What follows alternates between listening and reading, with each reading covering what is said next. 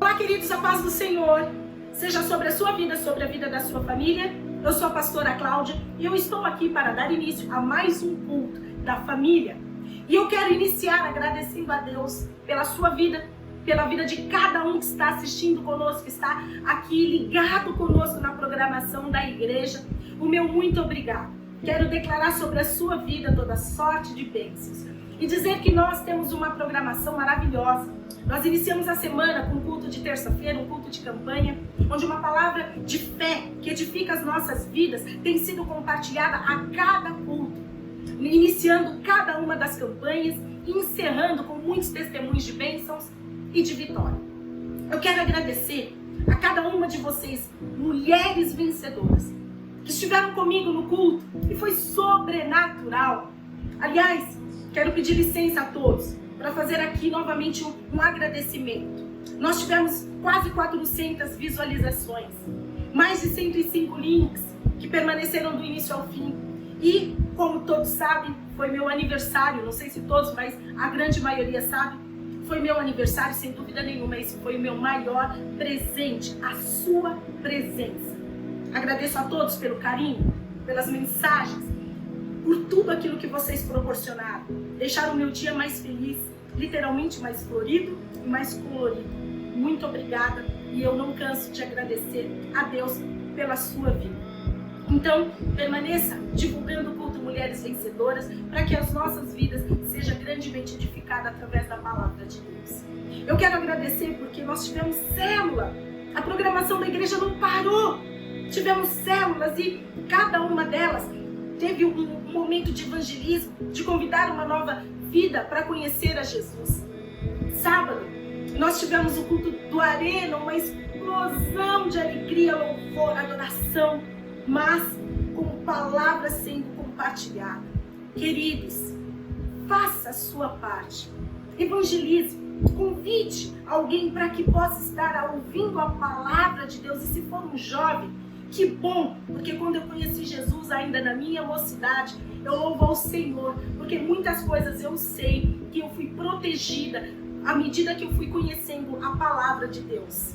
Então que você possa fazer o mesmo. Se você já conhece Jesus, convide outros jovens para participar também. Amém? E hoje, culto da família, com direito à dobradinha, iniciaremos fazendo o nosso culto com a palavra sendo ministrada através do nosso querido pastor Wellington, uma série de estudos que ele vem trazendo para nós e tem fortalecido a nossa fé, expandido o nosso conhecimento na palavra de Deus. E hoje nós teremos culto presencial, respeitando a todas as direções que é dada pela Organização Mundial da Saúde. Se você deu o seu nome, não deixe de participar, não deixe de ir. Nós estamos voltando aos poucos e o pastor Erivelta, pastor Euraci estará lá para compartilhar uma palavra poderosa de Deus sobre a sua vida, em nome de Jesus. Nós daremos início compartilhando uma mensagem, um momento de reflexão, porque eu tenho dito para cada um as características do nosso Deus. O nosso Deus, ele é gracioso. O nosso Deus, ele é generoso. O nosso Deus, ele é misericordioso. Ele é perdoador. Ele é acessível. Ele é disponível. Mas hoje, eu quero ressaltar essa característica de Deus a respeito da graciosidade dele. Como Deus é gracioso. A graciosidade de Deus, e ele ensina isso o tempo todo, através da pessoa de Jesus, é algo que vem do coração. Não é algo que vem de qualquer forma, tem que vir de dentro. Eu aprendi que graciosidade era você ser ali simpático no momento de você receber alguém e etc. Mas a verdadeira graciosidade eu aprendi a partir do momento que eu conheci a Jesus. Graciosidade é uma atitude do coração. Nosso Jesus, ele é gracioso, caridoso, ele é realmente generoso e ele estende essa graça sobre as nossas vidas, mostrando em cada momento em que ele ensina a palavra de Deus. A gente pode perceber isso de diversas formas. falando um pouquinho de como a Bíblia fala, né? Demonstra a graciosidade. No Antigo Testamento, você pode ver ali, quando Potifar tratou José com aquele senso de justiça, ele demonstrou graciosidade para com José. Nós tivemos várias outras histórias, né? O Potifar, ele foi assim com José. Nós tivemos também Ruth sendo tratada com graciosidade por Boaz. Nós tivemos Esther sendo tratada com graciosidade pelo rei Assuero.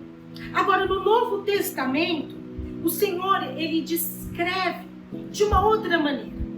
No Antigo, se você for ler lá no livro de Êxodo, pega o livro de Êxodo, capítulo 34, versículo 6, você vai ver que o Senhor, ele descreve a graciosidade como misericórdia e compaixão. Ele diz que Deus é um Deus misericordioso e compassivo.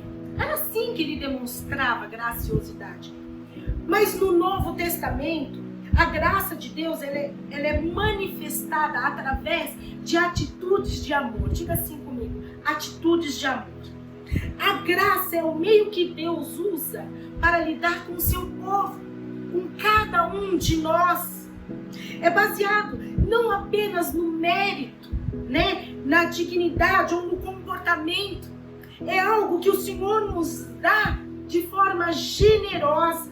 A graça descreve tudo o que Deus fez em favor de você e de mim através de Cristo.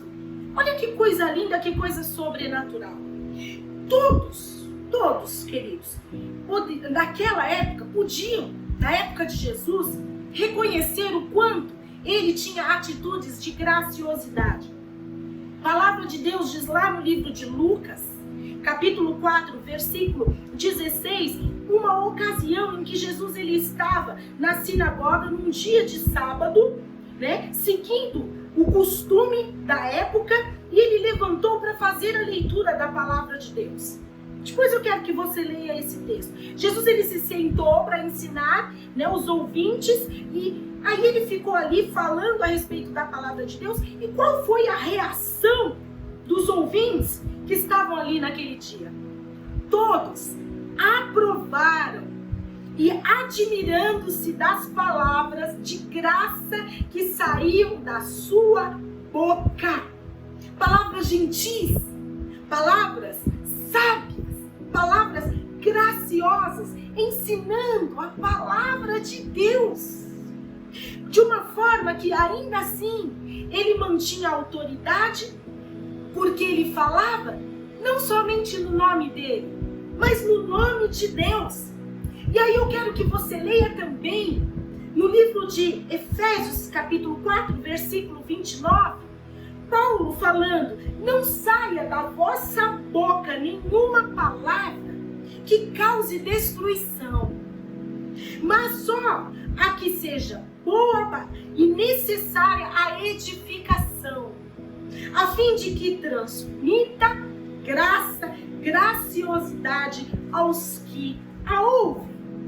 Queridos, desde lá do Antigo Testamento, através do Senhor, né, a graciosidade sendo expressada pelos poderosos.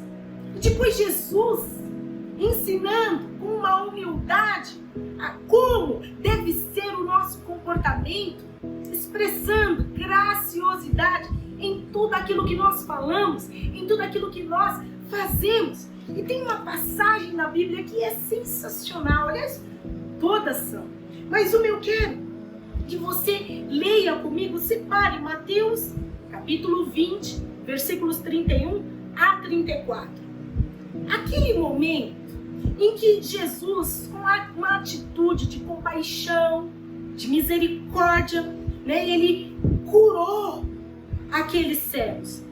A pessoa, quando ela é graciosa, ela é compassiva. E uma pessoa compassiva normalmente é graciosa. Uma coisa anda de mãos dadas com a outra.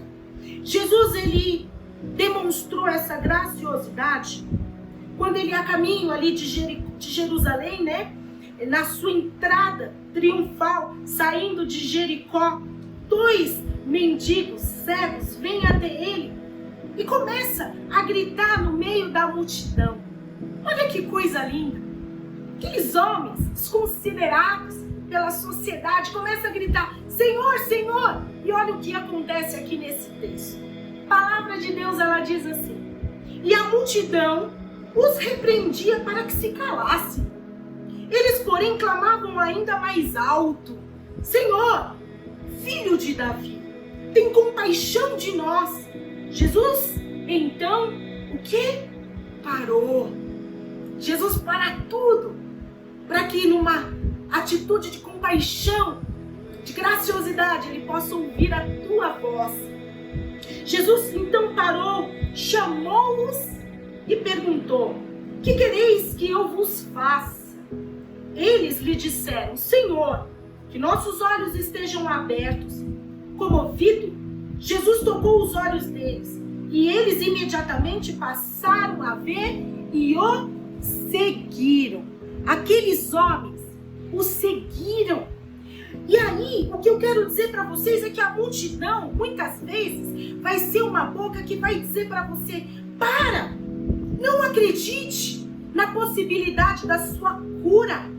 Mas Jesus, independente dessas vozes, ele te ouve, então não ouça essas vozes também. Seja aquele que vai na direção do Senhor e não desista de ser ouvido por esse Deus que te ouve. A multidão mandou aqueles homens necessitados para que eles ficassem quietos e parassem. Mas Jesus, ao contrário de todos eles, de uma forma graciosa, os ouviu, exercendo compaixão, misericórdia, restaurando a visão daquele povo. E ele disse: como posso ajudar você? Como posso te ajudar? A minha pergunta para você nessa manhã é: como você tem agido com as pessoas, com atitudes de graciosidade? Eu quero te dar um desafio para essa semana. Pergunte para alguém: como eu posso te ajudar hoje? O que eu posso fazer para que você seja abençoado? Pergunte, isso é uma atitude de graça. Não desista de pedir ao Senhor para que haja compaixão e graciosidade contigo, mas também seja aquele imitador de Cristo e seja gracioso com o outro. A começar dentro da tua casa, pergunte aos seus pais o que você pode fazer para abençoá-lo. Pergunte à sua família o que você pode fazer, aos teus amigos, no ambiente do seu trabalho.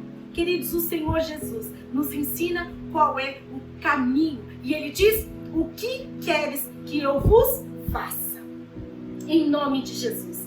Vamos orar para que esse culto possa, através da palavra de Deus, edificar poderosamente as nossas vidas e essa mensagem entre no nosso coração. Fecha os teus olhos.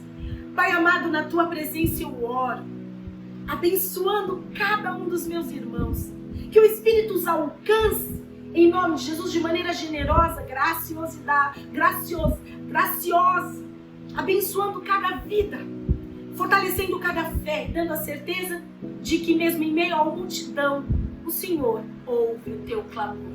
Mesmo em meio a muitas vozes, o Senhor ouve o silêncio do pedido da tua oração, que grita dentro do teu coração. Que o Senhor te abençoe grandemente. Tenhamos todos um maravilhoso culto, uma ótima semana e um mês abençoado, em nome de Jesus. Fiquem com Deus, fiquem na paz de Cristo. Não deixem de participar do movimento de oração. Compartilhem o link da sala de oração, em nome de Jesus. Um grande beijo. Fiquem com Deus.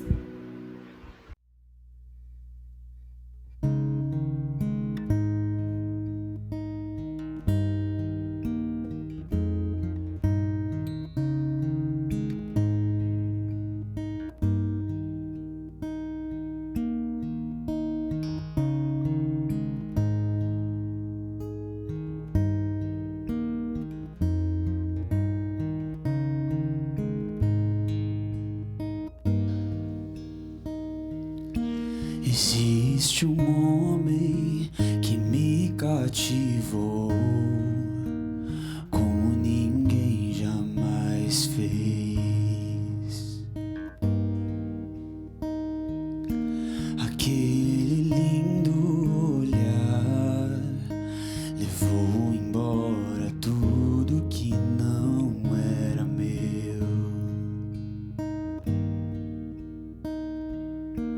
E esse homem me fez ansiar tudo que vem dos céus.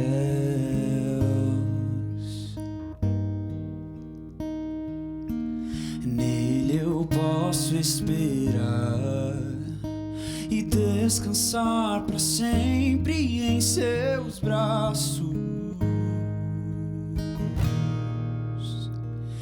Eu encontrei aquele que primeiro me amou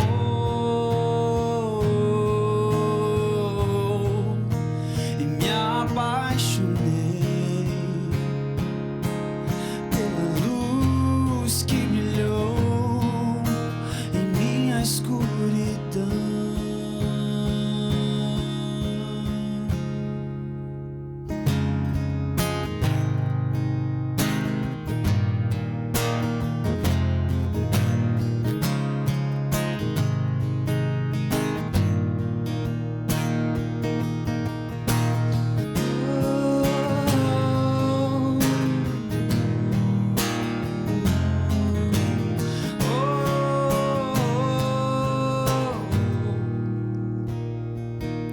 Existe um homem que me cativou como ninguém jamais fez.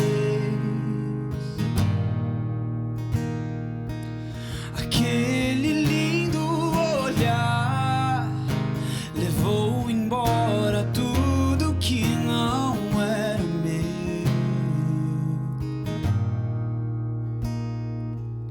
E esse homem me fez ansiar tudo que vem do céu.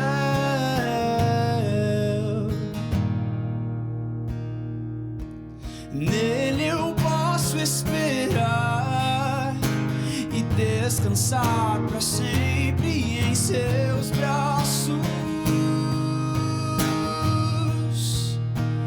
Eu encontrei aquele que primeiro me amou,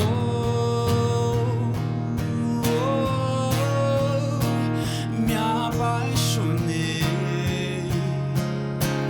pela luz que brilhou em minha escuridão.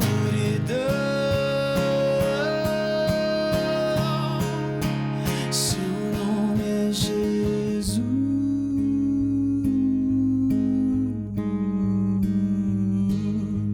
Jesus,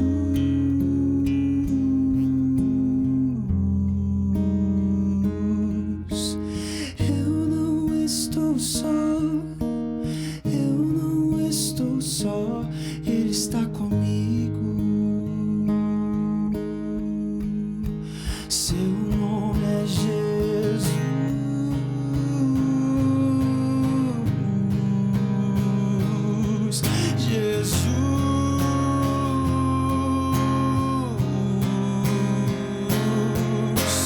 Eu não estou só, eu não estou só, Ele está comigo.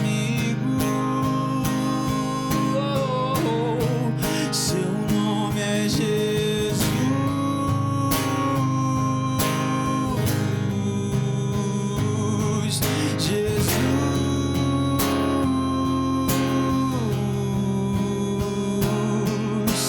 Eu não estou só, eu não estou só, e Ele está comigo.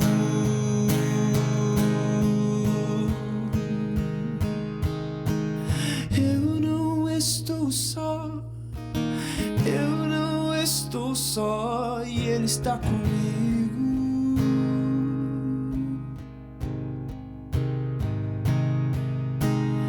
Eu não estou só, eu não estou só, Ele está comigo.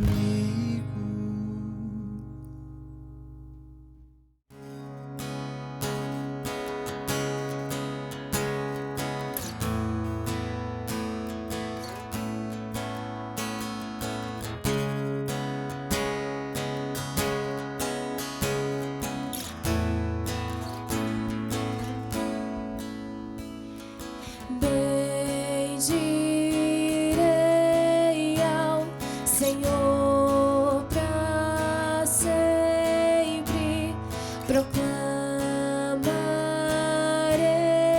que o Senhor é bom. Bendirei ao Senhor pra sempre, proclamarei que o Senhor é bom. O Senhor reina, reinará com majestade. O Senhor reina em justiça e em verdade. O Senhor reina, reinará com majestade. O Senhor reina em justiça e em verdade. O Senhor é bom, o Senhor é bom, tua misericórdia dura para sempre. O Senhor é bom, o Senhor é bom, tua misericórdia dura para sempre. O Senhor reina, reinará com majestade. O Senhor reina em justiça e em verdade. O Senhor reina, reinará com majestade. O Senhor reina em justiça e em verdade. O Senhor é bom, o Senhor é bom, tua misericórdia dura para sempre. O Senhor é bom, o Senhor é bom, tua misericórdia dura para.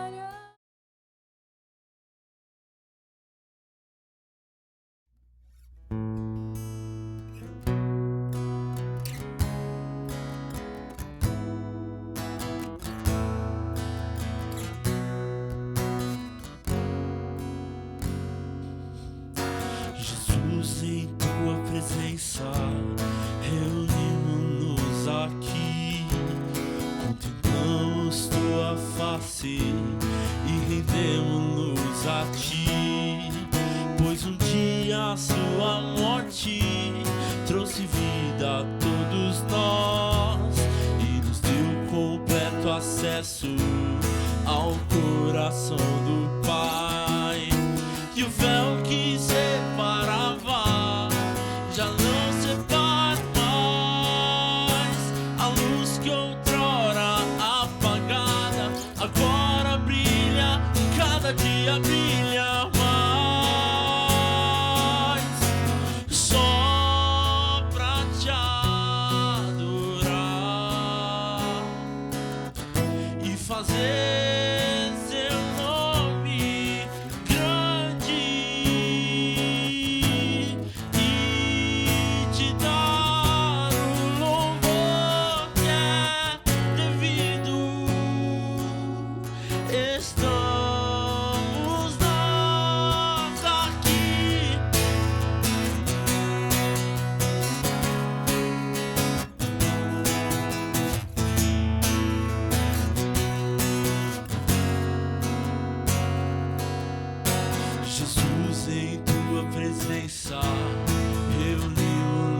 aqui contemplamos tua face e rendemos-nos a ti, pois um dia a sua morte trouxe vida a todos nós e nos deu completo acesso ao coração do Pai, e o véu que separava já não separa mais.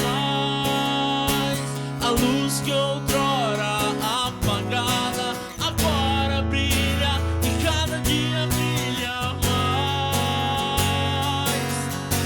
Só pra te adorar e fazer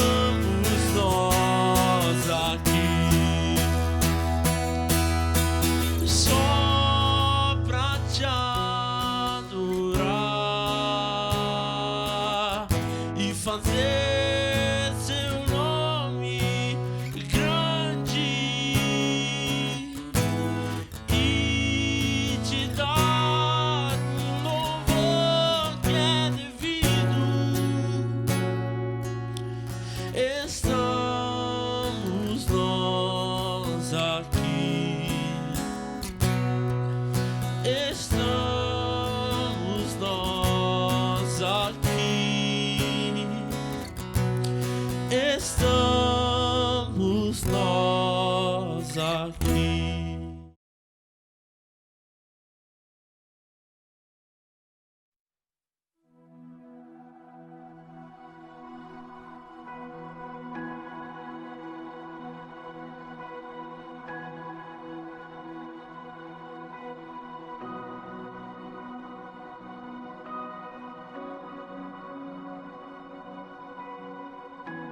Nosso amigo Santo Espírito,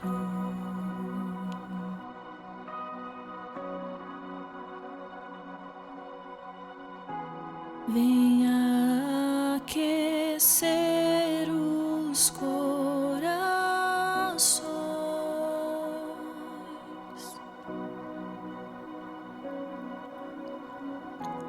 vem com cura e todo o seu poder.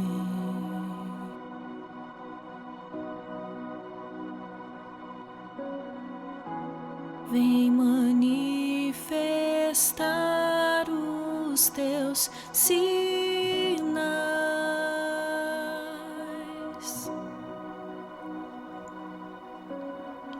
O que dizer?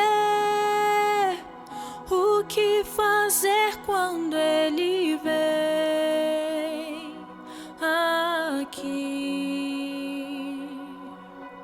Mais que ser bem-vindo, nós te desejamos outra vez aqui.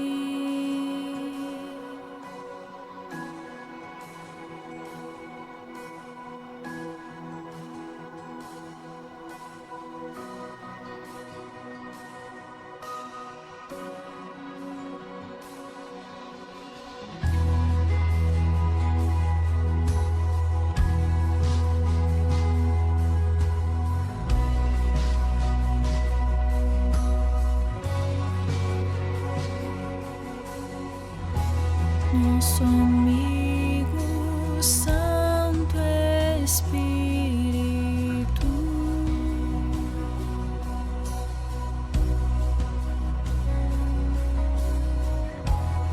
esperamos pelo seu soprar,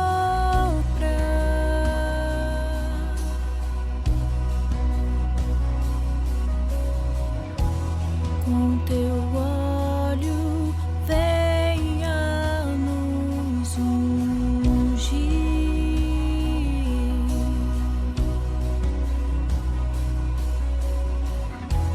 com teu fogo venha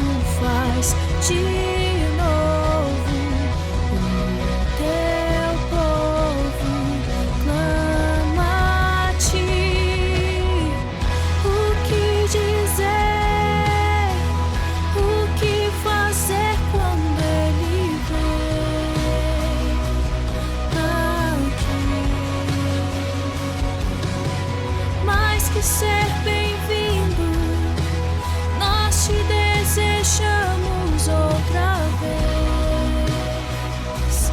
aqui.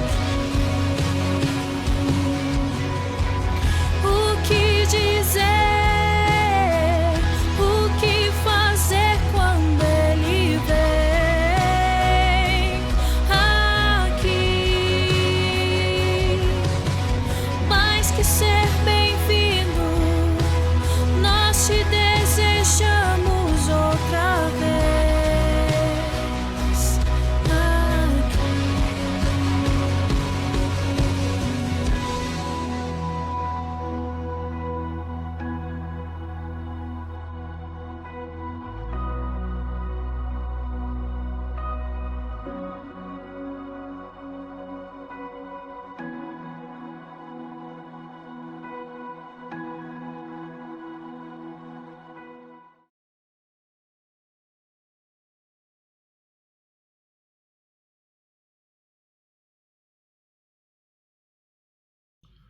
Bom dia, igreja. Bom dia. Nós estamos iniciando mais um mês, né? Mais o primeiro culto do primeiro domingo deste mês. Um culto de ceia, um culto de celebração, um culto de alegria, um culto onde nós possamos ter, né? Aprender um pouco mais da consciência do Evangelho, da consciência que Jesus nos traz, que o Espírito Santo promove em nossos corações, que nós possamos estar abertos para isso, com a mente aberta, com o coração aberto, a aprender, para que depois nós possamos colocar isso na nossa atividade, na nossa vida, ensinando pessoas, amando pessoas e vivendo a verdade do Evangelho. E hoje é dia de ceia, como eu acabei de dizer. Tenho certeza que você já está sendo muito abençoado até aqui, que você já está cheio do poder do Espírito Santo de Deus, mas do poder para aprender, do poder para ser humilde, do poder para ensinar, do poder para amar. Esse é o poder que opera em nós, o maior de todos os poderes, que é o amor de Deus, através do seu Filho e do seu Espírito. Amém? E nós vamos, mais uma vez, né, como nós estamos fazendo, nós vamos dar um pouco quebrar um pouco, né, o nosso assunto que nós estamos desenvolvendo nos últimos tempos, nos últimos meses, e não necessariamente a gente não vai abordá-lo, né, mas hoje nós vamos falar da cruz de Cristo, que é o que mais importa, que é o que salvou as nossas vidas, né, que mudou a nossa história. E é interessante porque nós vamos falar, né, mais de um paradoxo muito, muito, muito forte na vida das pessoas, né, que é o paradoxo alegria e tristeza. E coisas interessantes foram acontecendo ao longo dessa semana, me ensinando na hora de eu estar preparando esse sermão. E eu quero começar com um texto muito conhecido de todos nós. Eu quero começar com o texto de Isaías 53. Esse vai ser o nosso texto base. E em cima desse texto, nós vamos falar, claro, sobre o sacrifício da cruz, sobre tudo aquilo que Jesus passou na cruz, e também dessa questão de alegria e tristeza na vida das pessoas, na vida do cristão e de todas as pessoas, obviamente. Então, vamos ler, né? Vamos ler o texto hoje inteiro, o texto base inteiro.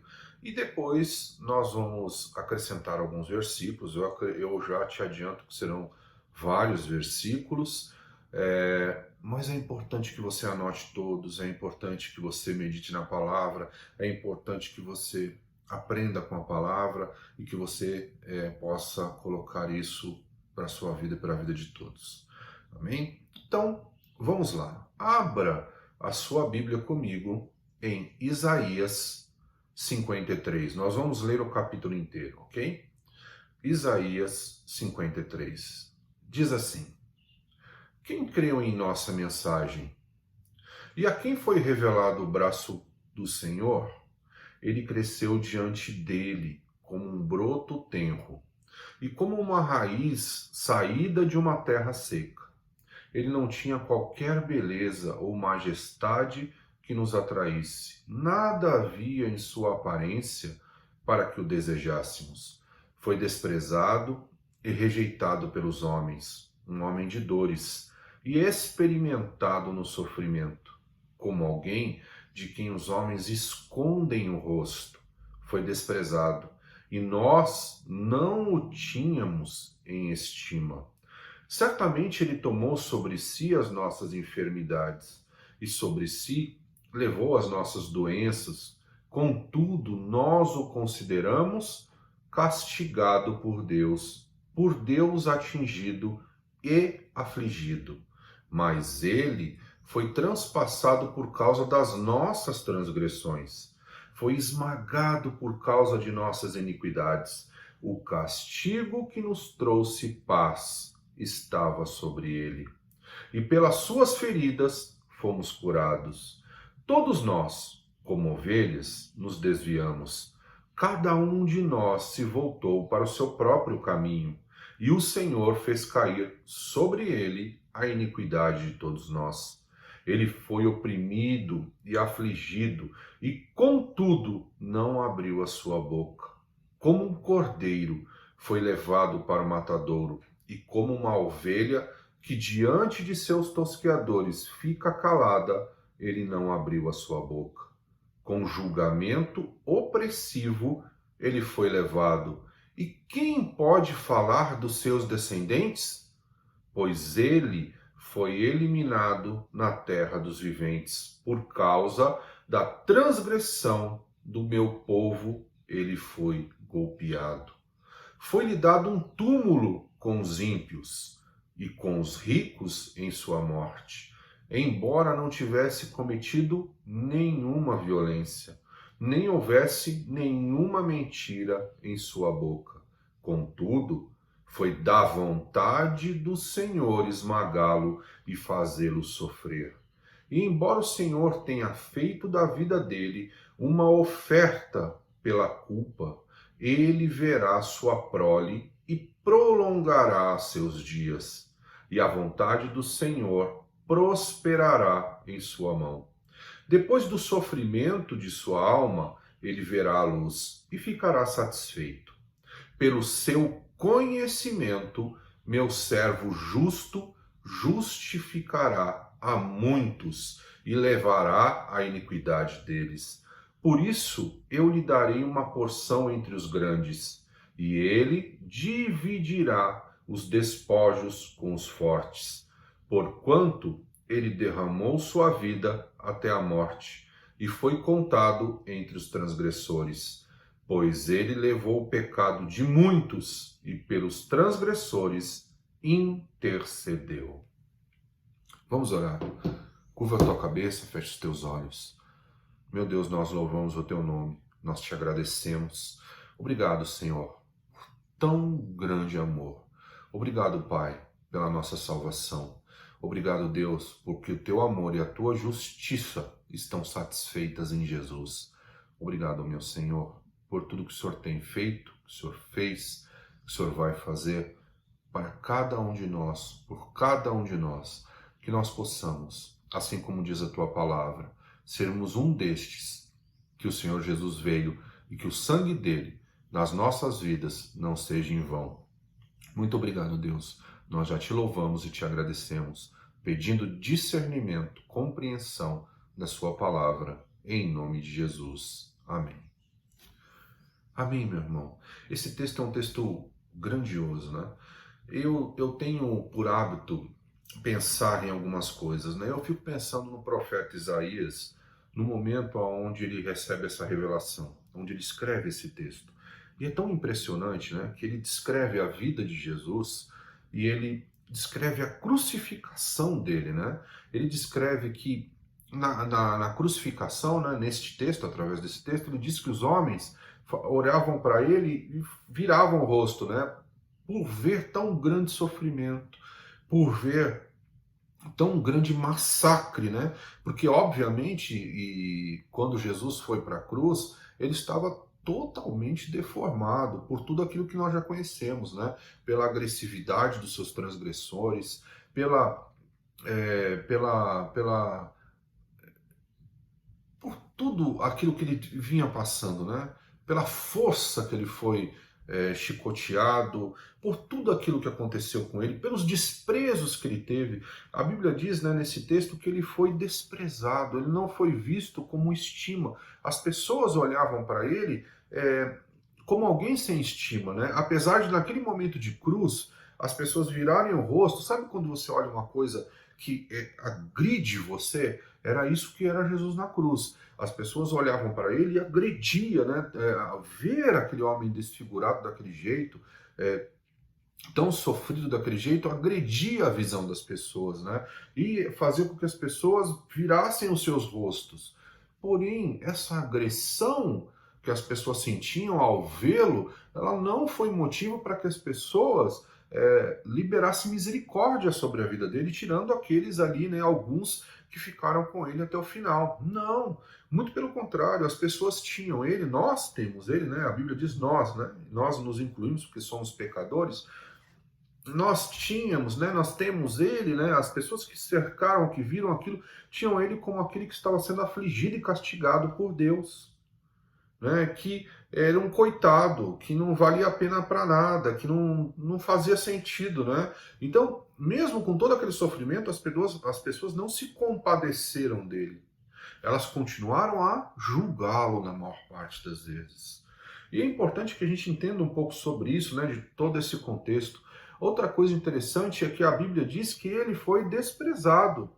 Presta atenção, olha o que estava acontecendo, né? E isso culmina na cruz de Jesus, né? Naquele momento de cruz. Olha o que estava acontecendo. Jesus foi desprezado pelas pessoas da sua terra. Jesus foi desprezado pelos seus, então. Jesus foi desprezado pelos romanos. Jesus foi desprezado pelos seus apóstolos, tirando um que ficou ali até o final. Os outros todos, cada um foi para o seu canto. E Jesus, no momento de cruz, preste muita atenção, no momento de cruz, foi desprezado, até por Deus, até pelo Pai, porque era necessário que fosse desta forma. Então, quando Isaías vê Jesus, ele olha para Jesus deste jeito, né? Ele olha para Jesus dentro dessa configuração através da sua revelação. Só que nós precisamos compreender que este momento de tão grande sofrimento e alegria, nós vamos falar sobre isso hoje, sofrimento e alegria, nesse, né, tristeza e alegria, nesse momento de tão grande sofrimento e alegria. Por que sofrimento e alegria, pastor? Porque nesse momento Jesus sabia que ele, indo para a cruz, passaria por tudo aquilo que foi um grande sofrimento e tristeza, mas ali o coração dele estava cheio de alegria, porque ele sabia que naquele momento ele estava completando, fazendo, tendo cumprido tudo aquilo que o Pai o enviou, ainda que por um momento ele tenha sangrado sangue, ainda que por um momento ele tenha falado, Senhor, por que me abandonaste, ainda por um momento que isso tenha acontecido. Isso aconteceu por um momento. Mas Jesus tinha lucidez do que ele estava fazendo, de tudo aquilo que ele fez, que tudo aquilo era plano de Deus. E esse texto ele diz assim, olha, presta bem atenção no que eu vou falar agora para você. O texto diz assim, agradou a Deus esmagá-lo. Presta atenção. Principalmente você aí que é pai. Agradou o pai esmagar o filho. Puxa, Deus é tão cruel, pastor. Como pode ter agradado a Deus esmagar Jesus Cristo? Por que isso aconteceu?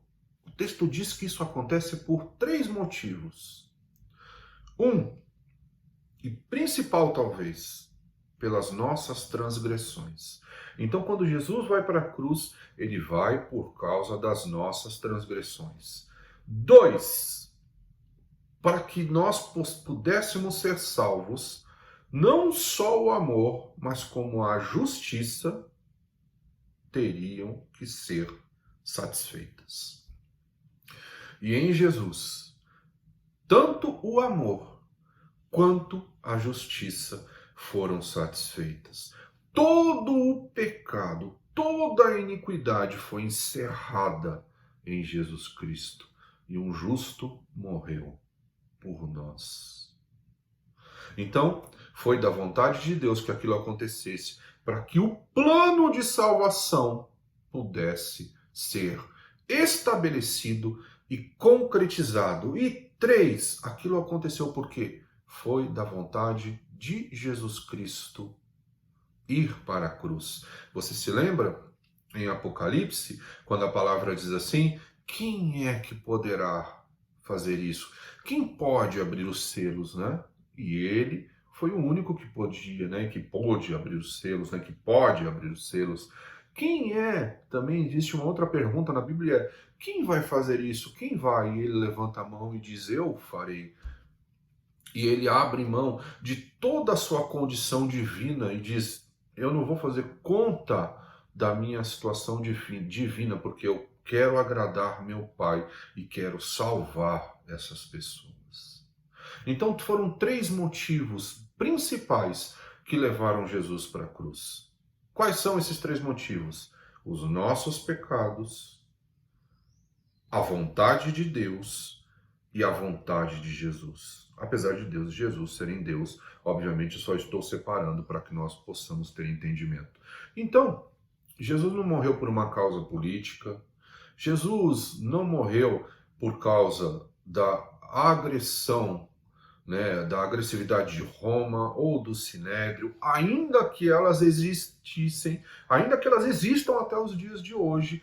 Ainda assim, o objetivo principal da morte, e Jesus só foi para a cruz por causa disso, foi por causa das nossas transgressões, por causa de cumprir a vontade e os planos de Deus, e porque ele mesmo quis ocupar esse lugar para agradar o Pai e nos salvar.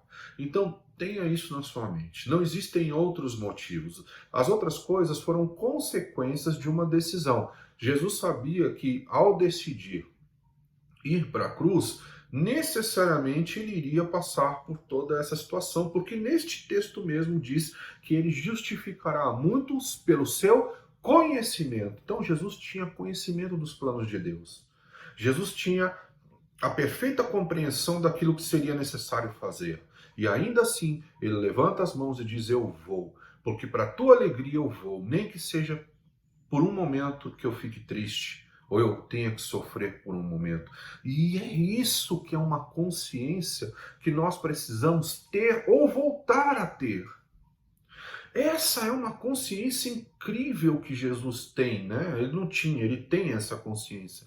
E por causa de tudo isso, ele nos salva. Ele vai para a cruz não como quem, e apesar das pessoas verem assim, ele vai para a cruz não como quem iria morrer, mas como quem iria ser glorificado. Como quem iria ser ungido, né? Ungido não, me perdoa, essa é uma palavra. Iria ser coroado como rei, não só como rei, mas como rei dos reis. A visão de Jesus, ele tinha plena convicção e consciência daquilo que Deus queria. Mas o ser humano ele tem um problema, né? Um dos grandes problemas do ser humano é que eles julgam pela imagem. Esse é um dos grandes problemas do ser humano. Eles julgam pela imagem. Então, esse texto de Isaías, que descreve, né, todo aquele momento de crucificação e toda a história de Jesus, ele mostra isso, né, as pessoas o tempo todo dizendo: ele é um coitado, não... por que Deus não salva ele? Né? Aonde está? Ele falava que ele era Deus, cadê que ele é Deus? Né? Ele não consegue nem se salvar. Olha isso, olha como ele está, olha o corpo dele, ele está todo machucado, né? E desfigurado. É algo impressionante até de se ver. Eu viro o meu rosto porque eu não quero ver essa imagem, eu não quero ter essa imagem. E aí as pessoas julgavam ele como aflito, como coitadinho, como aquele que foi massacrado por Deus, porque as pessoas julgam pela imagem, mas Deus não julga pela imagem. Deus olha o coração, o propósito, aquilo que é interior, aquilo que é superior a uma simples imagem.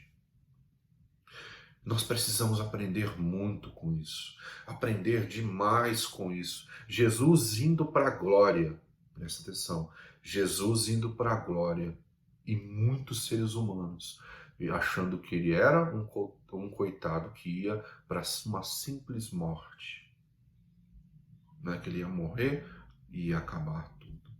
Mas ele tinha conhecimento de Deus, ele tinha conhecimento da justiça de Deus, ele tinha o conhecimento do amor de Deus.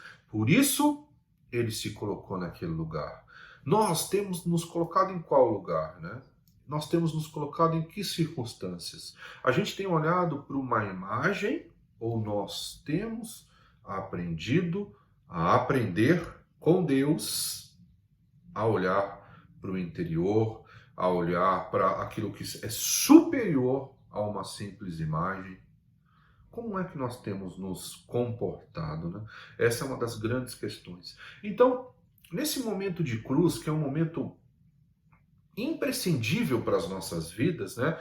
A Bíblia nesse texto também diz assim: o castigo que nos trouxe a paz. Ou seja, aquele era um momento de tanta tristeza e de tanta alegria que havia plenitude de paz.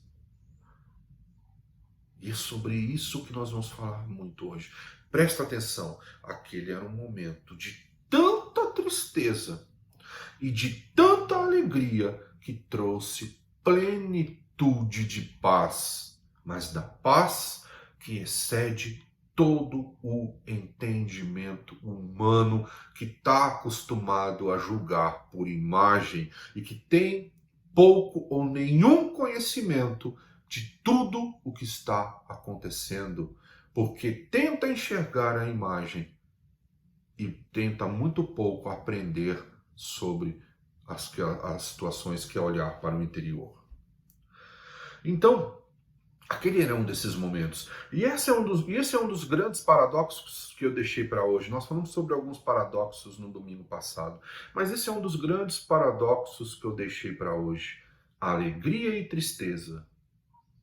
E tem algo na Bíblia, né, que parece que é assim. Necessariamente é preciso que tenha a tristeza para que depois venha a alegria. Não que isso não seja real. Muitos casos da Bíblia descreve isso, em muitos lugares acontece isso. Mas eu estou tentando te passar hoje algo que é um pouco diferente dessa circunstância. Existe sim alguns fatos onde as coisas são na sequência, né? A tristeza e a alegria, ou a alegria e depois a tristeza. Mas o que eu estou te mostrando é que existe uma plenitude de paz que excede todo o entendimento. Em casos, não somente nesses casos, mas também nesses casos, onde a alegria e a tristeza caminham juntas. Mas, pastor, isso é muito louco. Como que a alegria e a tristeza podem caminhar juntas? E este é o momento. O momento de cruz é um momento onde a alegria e a tristeza caminham juntas. Apesar de toda a tristeza daquele momento, era necessário que acontecesse. Por quê? Porque aquilo é a nossa alegria. Hoje nós somos salvos exatamente por causa desta atitude que Jesus teve. Desta coragem, né? Desse desapego em até ser Deus para que possamos ser salvos em nos amar.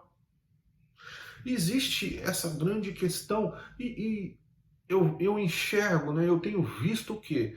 Que existe uma pergunta também que ela é feita muito regularmente, pelo menos para mim é feita essa pergunta. E se não é feita para mim diretamente, parece que eu percebo, né? Não sei se você percebe isso, até na sua própria história, ou na história das pessoas que estão ao seu lado, que para que eu seja cristão, necessariamente, é preciso que eu sofra necessariamente? Eu escuto muitas vezes essa questão, né? E talvez em resposta a esta pergunta, doutrinas totalmente equivocadas foram ensinadas. E o cristão acreditou nessas doutrinas por causa da imagem de um sucesso momentâneo, por causa da imagem de uma alegria momentânea, por causa da imagem de uma mentira momentânea. Então nós precisamos compreender que talvez não seja essa a pergunta que nós devamos fazer ou devemos fazer. A pergunta não é necessariamente para ser cristão, cristão verdadeiro, ok? Não aquele cristão que fala que é cristão, mas não é. Mas o cristão verdadeiro, para ser cristão verdadeiro, necessariamente eu tenho que sofrer? A pergunta talvez não seja essa. A pergunta talvez seja o seguinte: se eu sou um cristão verdadeiro, existe alguma forma de eu não sofrer neste mundo? E aí nós vamos elucidar algumas bases. O mundo, a Bíblia diz que o mundo jaz no maligno. A Bíblia também diz que nós, os cristãos, né, aqueles que realmente somos de Jesus, somos peregrinos neste mundo. E Deus nos dá uma missão: ide, pregai o Evangelho, fazer discípulos de todas as nações, né, e batize-os em nome do Pai, do Filho e do Espírito Santo, mas também ide, curai os enfermos, libertai os cativos. Ou seja, existe dentro dessa missão, considerando essas duas bases, o mundo jaz no maligno no seu sistema. E nós somos peregrinos nessa terra. E nós temos esta missão que eu acabei de descrever. Faça essa pergunta para você mesmo: existe alguma forma de eu não ter sofrimento ou tristeza? Talvez nós não tenhamos o sofrimento e a tristeza como naquela época, né, que Jesus tinha pregado, estava começando a implantar o reino, depois os discípulos começaram a implantar esse reino, prosperando, expandindo esse reino, aonde não tinha conhecimento, onde a violência era grande naquela região, e houve muitas coisas de violência. Talvez hoje, no momento que nós estamos vivendo, preste atenção, esse momento brevemente vai mudar. Esse momento brevemente vai mudar. Mas nesse momento que nós estamos vivendo, no país que nós estamos vivendo, talvez esse sofrimento de pregar a palavra, fazer discípulos, ele não seja tão grande. Por isso nós não tenhamos a dimensão, né? Mas ainda assim, para o cristão verdadeiro, ele sabe que ele vai sofrer. Por quê? Porque ele vai sofrer pelo perdido, ele vai sofrer por aquele que passa fome, ele vai sofrer por aquele que passa sede, ele vai sofrer por aqueles que estão se perdendo, e ele vai se sacrificar de alguma forma por essas pessoas, ainda que não seja para uma morte de cruz como essa que Jesus viveu. Ainda assim, o cristão verdadeiro, ele vai se sacrificar. E na hora que aquele sofrimento ele culmina, né, junto, né, com a alegria da conversão, da exaltação do nome de Jesus e do início, presta atenção, do início de uma transformação, a alegria e a tristezas que estão juntas culminam numa paz interior maravilhosa. Muitos aqui são pais.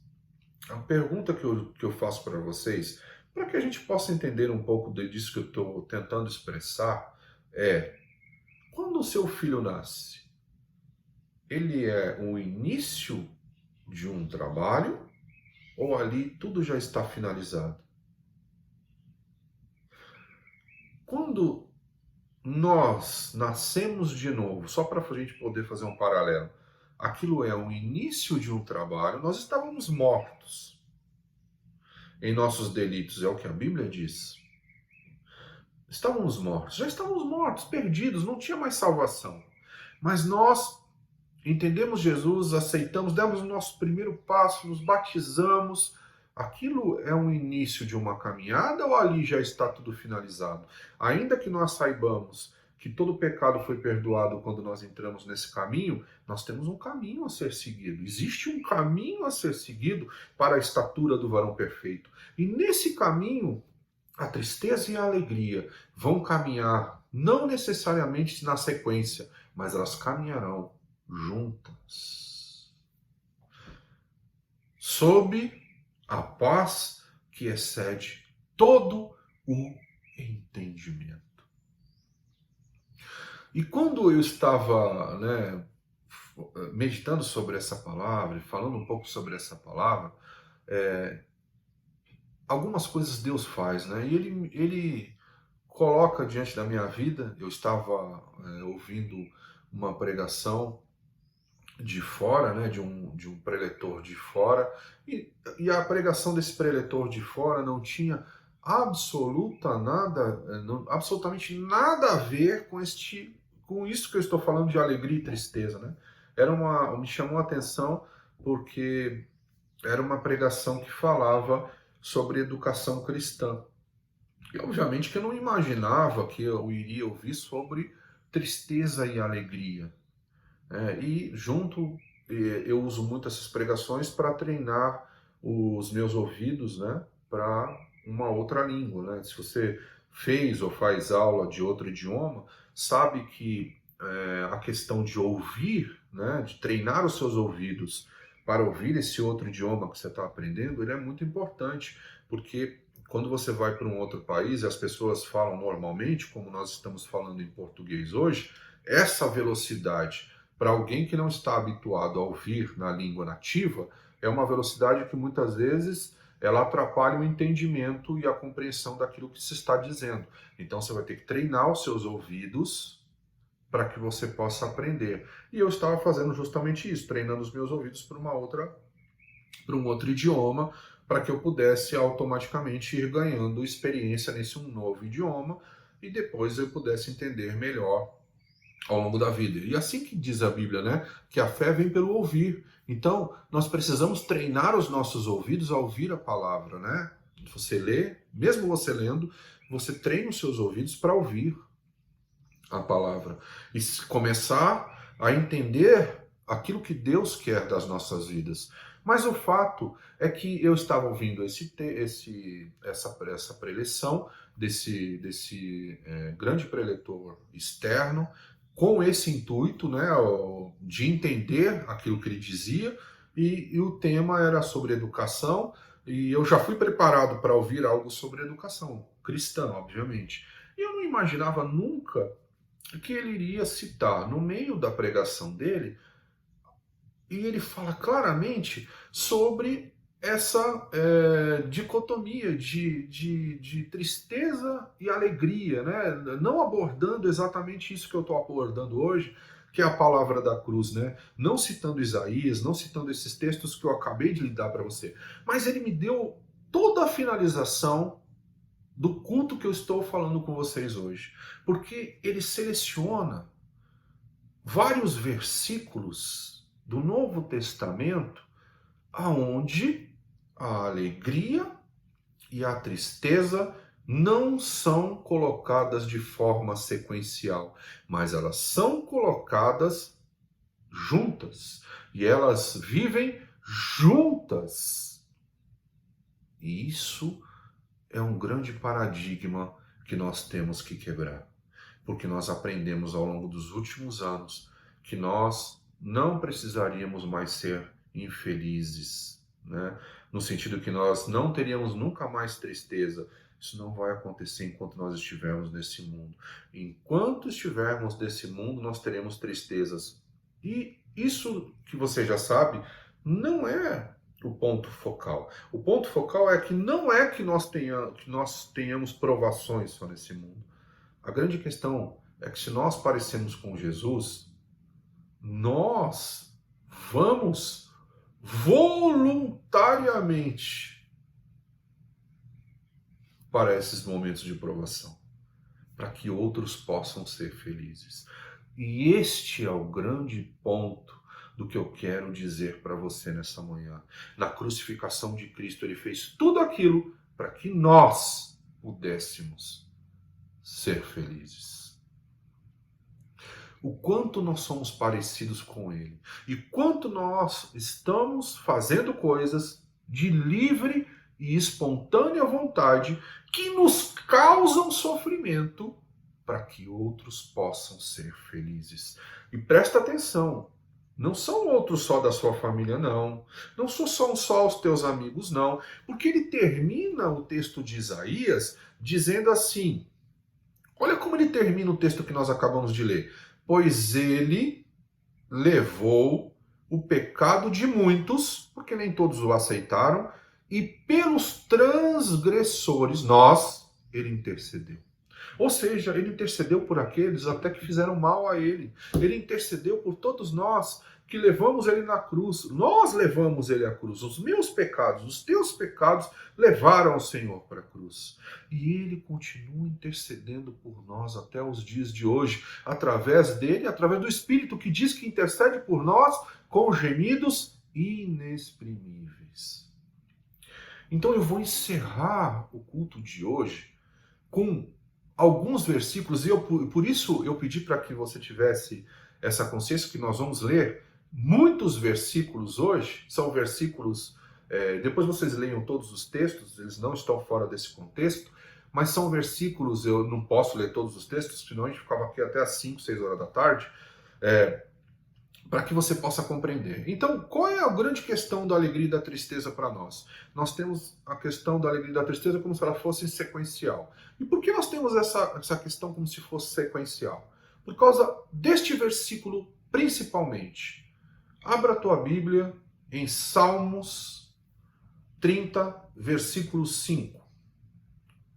Salmos 30, versículo 5. A palavra de Deus diz assim: pois a sua ira só dura um instante, mas o seu favor dura a vida toda. O choro pode persistir uma noite, mas de manhã irrompe a alegria. Então, muito por causa deste versículo, que é um versículo poderoso e maravilhoso, nós acreditamos que necessariamente a tristeza e a alegria são coisas sequenciais. Olha, você pode estar sofrendo agora, pode estar triste agora, mas vai passar, amanhã de manhã está tudo ok. Ou seja, ela é sequencial. E é verdade, não é mentira isso. Porém, eu estou só hoje abrindo, talvez, muita pretensão da minha parte, a Bíblia, através de mim, prefiro falar assim, está abrindo seus olhos para que você possa enxergar a questão da tristeza e da alegria sobre, não um novo, mas um amplo, de uma ampla perspectiva. Não da perspectiva somente que elas são sequenciais, mas da perspectiva que nesse momento e na vida de um cristão, a alegria e a tristeza caminham juntas. Debaixo da paz que excede todo entendimento.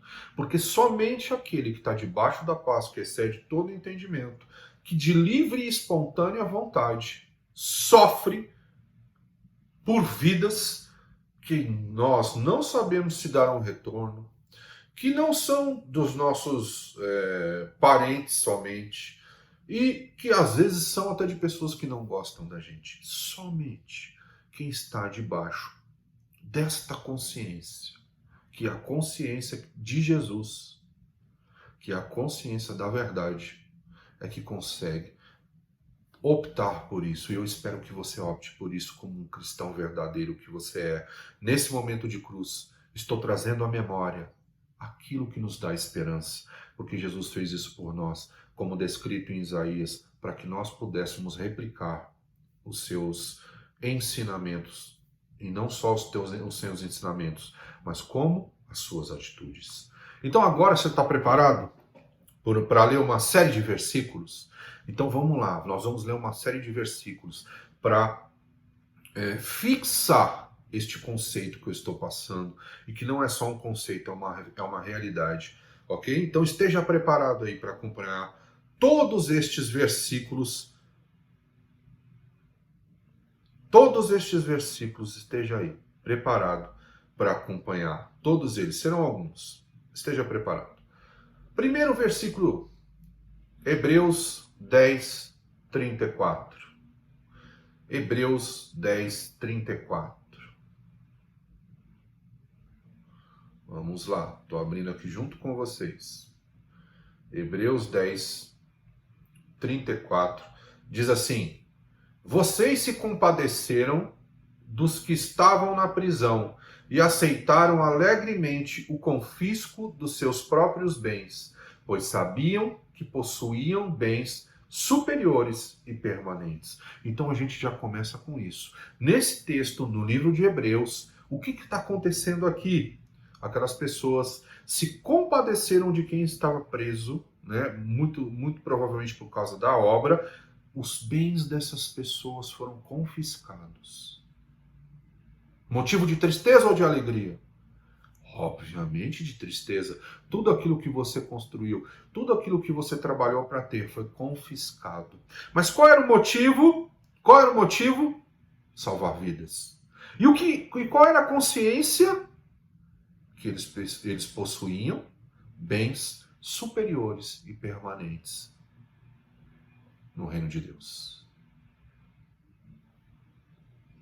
Incrível. Alegria e tristeza juntas. Alegria e tristeza juntas. Trabalhando juntas. Para a glória e honra do Senhor. Assim como na cruz de Cristo. Alegria e tristeza trabalhando juntas para a glória e honra do Senhor. Expressas através da vida de um ser humano. Que pode ser a tua, que pode ser a minha, que pode ser de qualquer um de nós. Desde que estejamos conscientes da verdade em Cristo. Vamos continuar, temos muito mais que isso, para mostrar que isso é uma realidade, que alegria e tristeza andam juntas, por opção do cristão. Tiago 1, versículos 2 a 4. Tiago 1, versículos 2 a 4. Vamos lá. Vamos lá.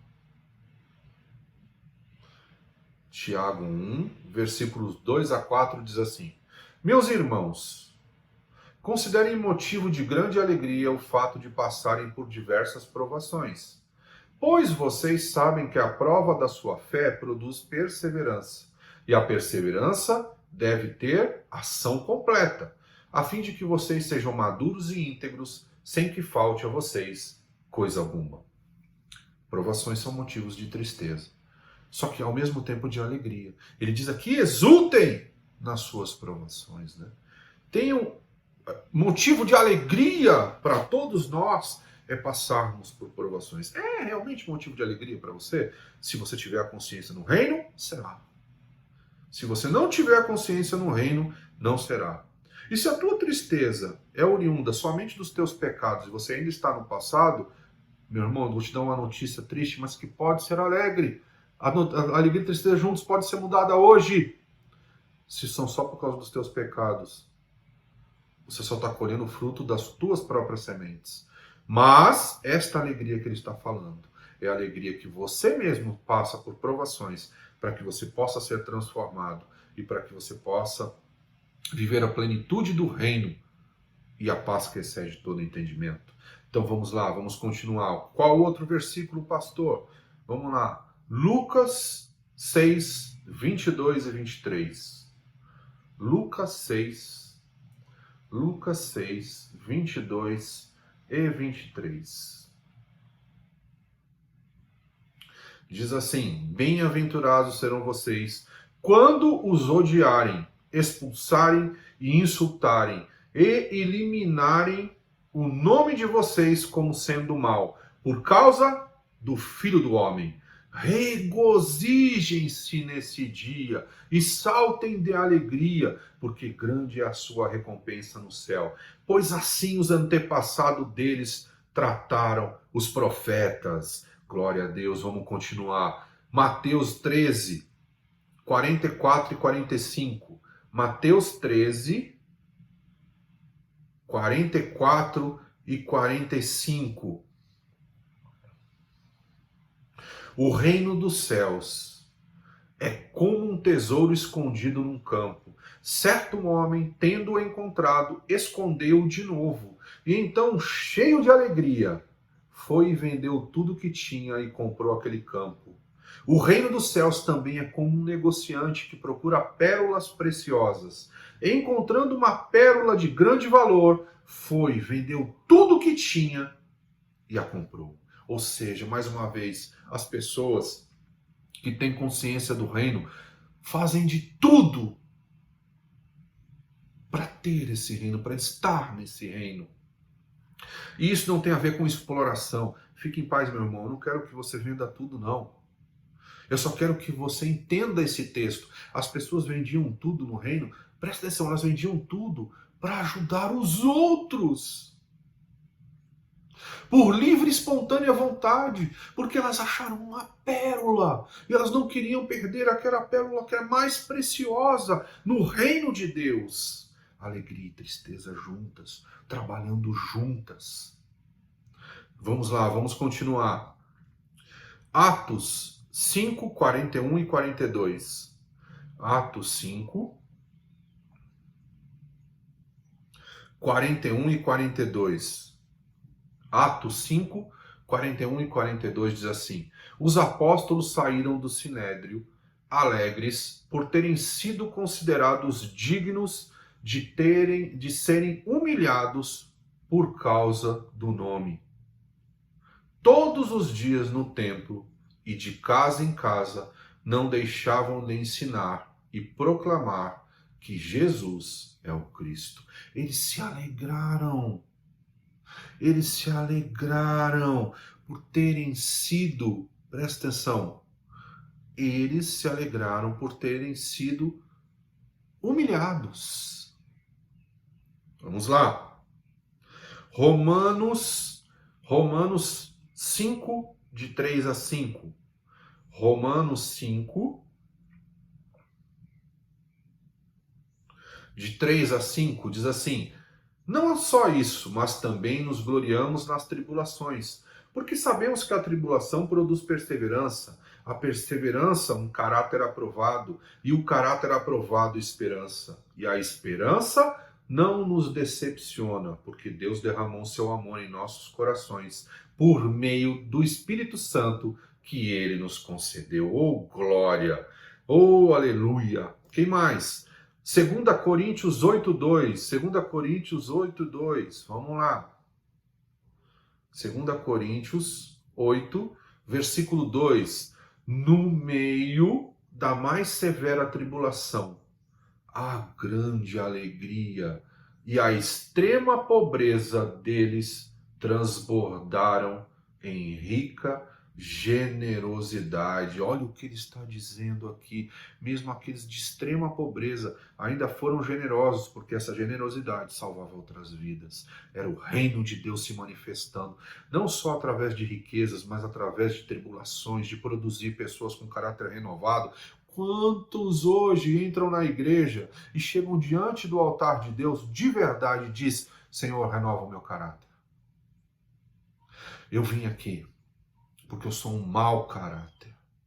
Eu faço coisas erradas. Eu não consigo deixar os meus pecados. Eu prejudico as pessoas. Eu não tenho o menor amor por vidas. Eu sou um mau caráter. Senhor, renova o meu caráter. E nesse processo de renovação, a tristeza e a alegria andam juntas. Vamos continuar. 2 Coríntios 13, versículo 9. 2 Coríntios 13, versículo 9. A palavra de Deus diz assim: Ficamos alegres sempre que estamos fracos, e vocês estão fortes. Nossa oração é que vocês sejam aperfeiçoados. Mesmo que a gente esteja fraco, sofrendo, o que interessa é que vocês sejam fortes, que vocês sejam aperfeiçoados. Todo sacrifício que eu tomar por ação, se esse sacrifício como propósito for a sua felicidade, então nós estamos felizes. Se esse sacrifício promover a sua força, o seu aperfeiçoamento, então nós estamos felizes. Vamos continuar. 2 Timóteo 4, 6 a 8. 2 Timóteo 4, 6 a 8. Diz assim: Eu já estou sendo derramado como oferta de bebida. Está próximo o tempo da minha partida. Combati o bom combate, terminei a corrida, guardei a fé. Agora me está reservada a coroa da justiça, assim como para Jesus foi, para nós também está. Que o Senhor, justo juiz, me dará naquele dia, e não somente a mim, mas também a todos os que amam a sua vinda. Vamos continuar. Colossenses 1, 24. Estamos acabando. Colossenses 1, 24. Colossenses 1, versículo 24 diz assim: agora me alegro em meus sofrimentos por vocês e completo no meu corpo o que resta das aflições de Cristo, em favor do seu corpo, da igreja, que é a igreja.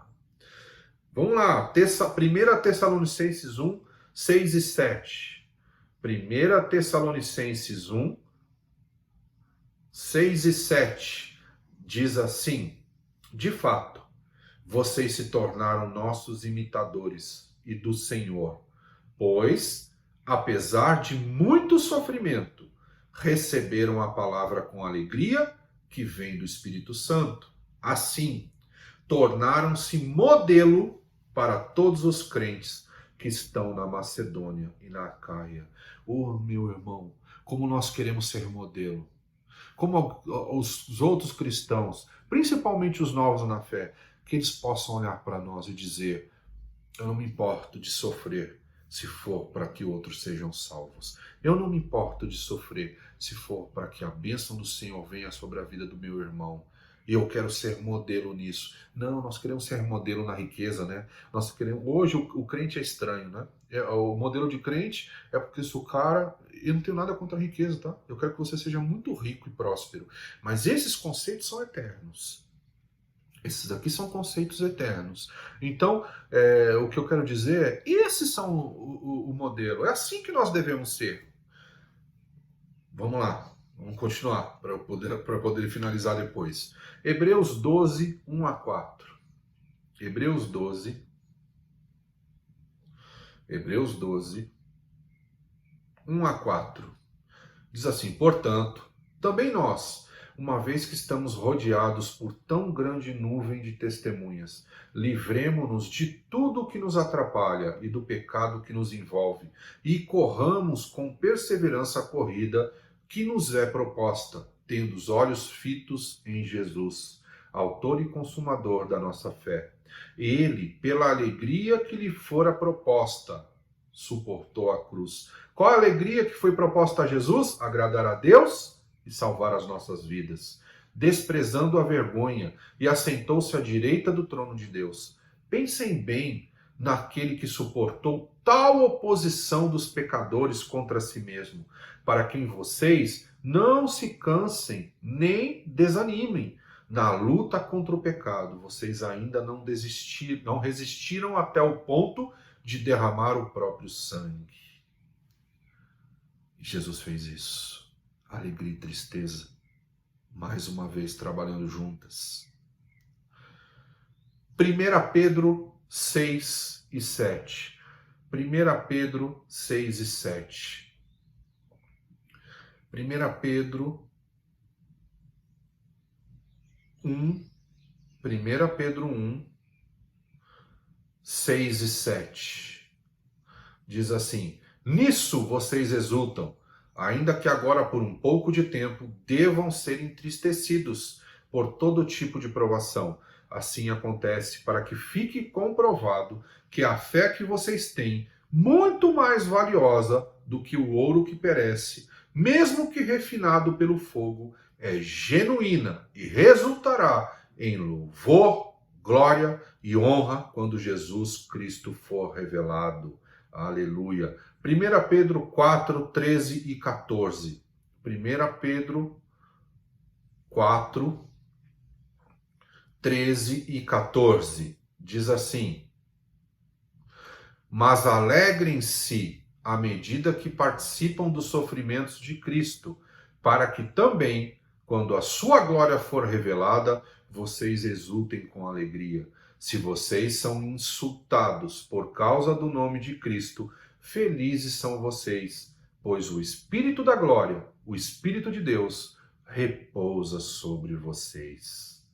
2 Coríntios 6:10. 2 Coríntios 6:10. Vamos lá. 2 Coríntios 6, versículo 10 diz assim: entristecidos, mas sempre alegres, pobres, mas enriquecendo muitos outros, nada tendo, mas possuindo tudo. Meu irmão, ficou alguma dúvida para você que a alegria e a tristeza andam juntas? Que é inevitável para um cristão verdadeiro o sofrer pelos outros? É inevitável. Faz parte da vida de um cristão sofrer por outras pessoas, para que essas pessoas sejam grandes, para que essas pessoas alcancem salvação. E eu quero terminar com um objetivo gigantesco, que talvez seja um dos maiores objetivos de um cristão, que Jesus cumpriu, como tudo, né? Perfeitamente. Eu quero terminar com esse texto. Vai em 2 Coríntios, capítulo 1, versículo 24. 2 Coríntios, capítulo 1, versículo 24. Diz assim: não que tenhamos domínio sobre a sua fé, mas cooperamos com vocês para que tenham alegria, pois é pela fé que vocês permanecem firmes. Vou ler novamente. Não que tenhamos domínio sobre a sua fé, mas cooperamos com vocês para que tenham alegria, pois é pela fé que vocês permanecem firmes. Um dos maiores propósitos da vida de um cristão é cooperar para que outros tenham alegria, ainda que para aquilo e por um momento cause tristeza naquele que está cooperando. Foi isso que Jesus fez por nós, para que nós pudéssemos ter vida eterna, para que nós pudéssemos ter paz eterna, para que nós pudéssemos ter alegria eterna. Ele sofreu a tristeza da cruz e se alegrou mesmo estando em tristeza. E isso só os grandes entendem. Só os grandes vivem. E quando eu digo grandes aqui, são grandes na fé. Grandes em Cristo. Aqueles que entenderam, aqueles que compreenderam e aqueles que estão vivendo isso. Meu irmão, hoje é dia de ceia. Que essa ceia entre no teu coração.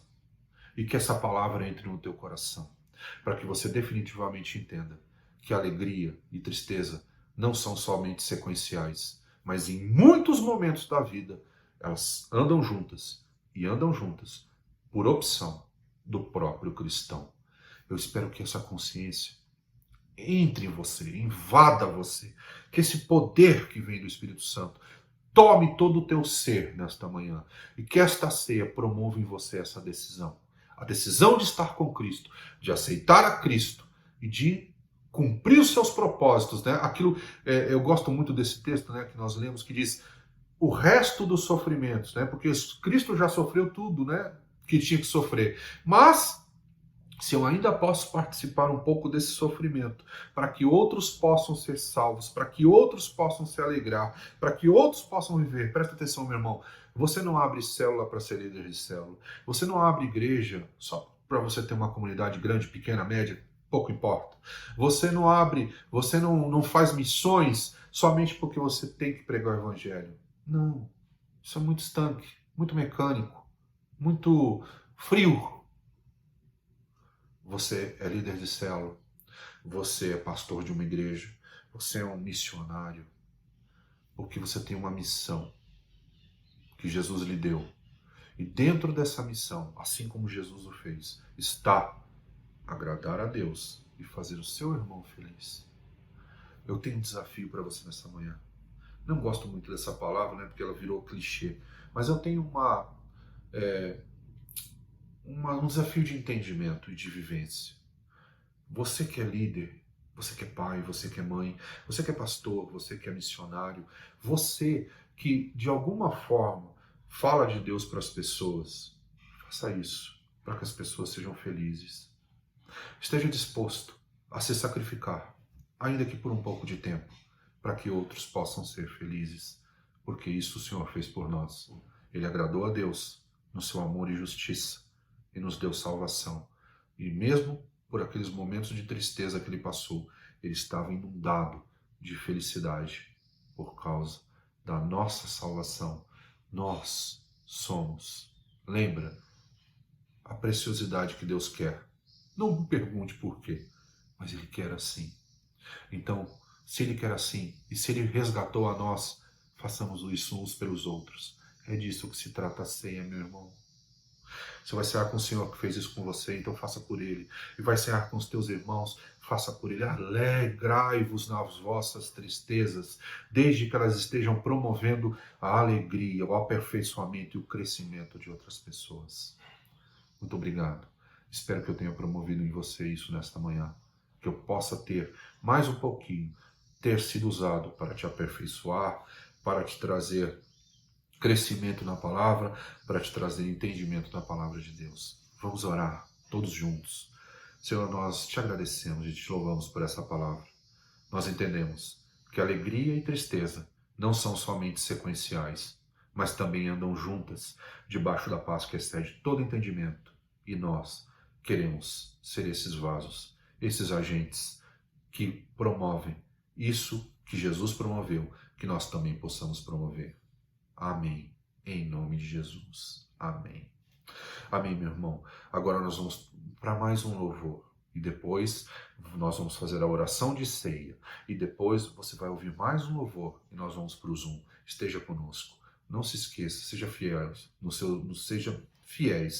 seus dízimos e ofertas. Se você não sabe como fazer, procure o seu líder, procure o seu pastor e entenda que nós temos um espaço, esse espaço tem que ser mantido, ele não é nosso, ele é alugado, nós temos as contas, isso tudo isso é aberto no mural da igreja, você tem acesso a tudo isso, então é transparência, por isso permaneça na tua fidelidade, para que nós possamos manter aquele lugar, e naquele lugar podemos nos reunir como igreja e sermos felizes, tornarmos uns aos outros felizes. Amém? Muito obrigado pela tua presença. Você é precioso para Deus. Eu quero te fazer feliz e eu espero que você hoje e sempre queira fazer outras pessoas felizes debaixo dos princípios e do propósito de Jesus Cristo, através do Espírito Santo que habita em você e em mim. Muito obrigado. Que Deus te abençoe.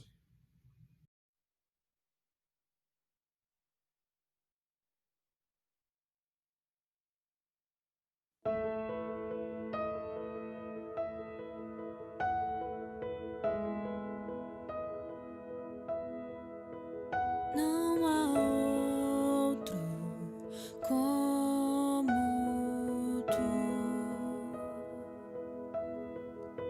soberano e fiel. Não há outro como tu. Reina sobre a terra e céus, és o Alfa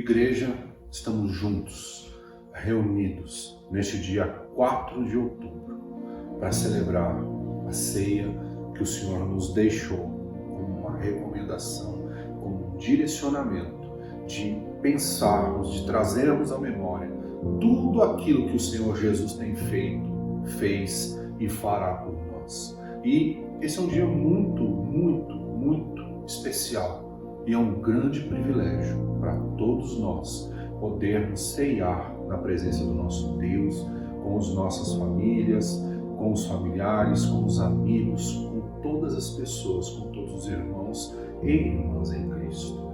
Então, nesse momento, curve a sua cabeça, tenha o seu coração tranquilo, apazigue agora toda a agitação aonde você estiver, se acalme por um tempo. Pense naquilo que o Senhor Jesus tem feito, pense em tudo o que Ele fez por nós, a cruz do Calvário, a sua ressurreição, a nossa salvação, podermos nos arrepender, receber o perdão que vem do alto e sermos salvos pela graça do nosso Deus. Amém? Que você já esteja calmo, que o teu coração esteja tranquilo, que a tua mente esteja voltada para o Senhor, pois agora nós vamos fazer as orações, tanto pelo pão quanto pelo sangue do Senhor Jesus. Então se prepare, pegue agora o pão em suas mãos, eu vou passar para a pastora Cláudia, que fará a oração pelo corpo de Cristo, pela igreja, pelo pão. Amém. Amém, igreja. Que você possa pegar agora o pão, que representa o corpo de Cristo, para que em memória do Senhor nós possamos orar, nós possamos, através desse ato profético, em nome de Jesus, cearmos com o Senhor, porque Ele está aqui, Ele está aí na sua casa, fazendo parte desse momento, em nome de Jesus. E nós iremos comer do pão, declarando em fé que nós fazemos parte do sacrifício de Jesus na cruz, crendo no sacrifício que Ele, em nome de Jesus, Ele se entregou por cada um de nós, para que tivéssemos vida plena, abundante e fizéssemos parte de um reino de paz, alegria e justiça. Então, em memória dele, que você possa pegar o seu pão. Eu vou orar por você. Pai amado, na tua presença, eu oro por cada um dos meus irmãos, por cada uma das famílias, pais, filhos, avós, todos eles, cada um deles, sejam alcançados, ó Pai, em nome de Jesus, por esse mover do Espírito Santo de Deus, para que possa, Senhor, ó Deus, em nome de Jesus, alcançar cada coração, trazendo arrependimento, trazendo, Senhor, ó Pai, perdão sobre cada um. E nós queremos, ó Deus, comer do pão, Senhor, ó Deus, para que os nossos pecados, sendo uma vez por nós arrependidos, ó Deus, sejam perdoados pelo Senhor. E eu faço essa oração abençoando cada uma das famílias, em nome de Jesus. Amém. Glória a Deus. Irmãos, comam do pão.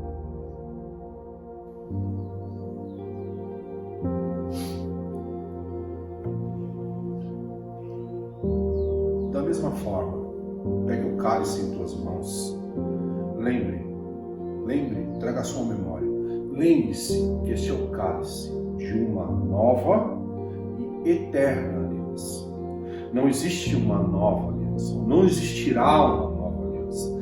Esta é a nova, única e eterna aliança. A aliança através de Jesus Cristo. Por isso, pegue o cálice em tuas mãos e vamos orar. Senhor, o teu sangue derramado, naquele momento de tanta tristeza e de tanta alegria ao mesmo tempo, debaixo da paz que excede todo entendimento, nós queremos te dizer, Senhor, que este sangue derramado fez a diferença nas nossas vidas e que através de nós ele fará a diferença na vida de muitos. Obrigado, Senhor. Obrigado pelo teu sacrifício. Obrigado porque o Senhor aceitou cumprir estes planos. Obrigado porque o Senhor naquela cruz satisfez a justiça e o amor de Deus. Obrigado por ter levado os nossos pecados. Obrigado, Senhor, porque somos teus. Nós pertencemos a Ti. Obrigado pelo Teu sangue. Nós louvamos o Teu nome. Te agradecemos mais uma vez. Amém. Pode tomar do cálice.